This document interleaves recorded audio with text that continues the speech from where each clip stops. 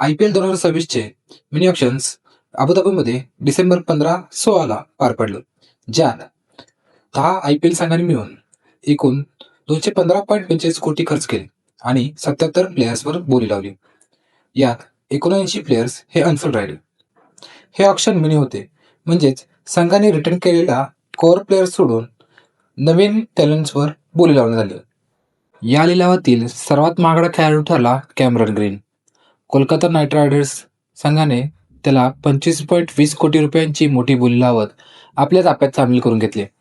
त्याचबरोबर KKRने वेगवान गोलंदाज मतीशा पतिरानालाही 18 कोटी रुपये मोजत संघात घेतले. मिनी लिलावात सर्वाधिक लक्ष वेधून घेतले ते कार्तिक शर्मा आणि प्रशांत वीर या अनकॅप प्लेयर्सनी. IPLच्या इतिहासात सर्वाधिक किमतीला विकले गेलेले अनकॅप खेळाडू म्हणून या दोघांनी विक्रम केला. चेन्नई सुपर किंग्सने कार्तिक आणि प्रशांत या दोघांनाही प्रत्येकी 14.20 कोटी रुपयांना खरेदी केले.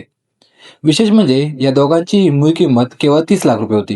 गेले 2 सीझन अनसोल्ड राहिलेला पृथ्वी शॉ यावेळी लेखी ठरला. त्याला दिल्ली कॅपिटल्सने 75 लाखच्या मूळ किमतीवर खरेदी केले. इंग्लंड प्लेयर्समध्ये 7 रिटेन झाले.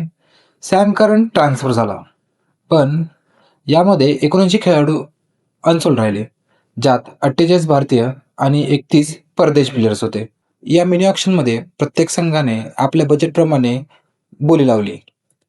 तुमच्या संघाने कोणती गोष्ट चांगली केली ते आम्हाला कमेंटमध्ये सांगा. धन्यवाद.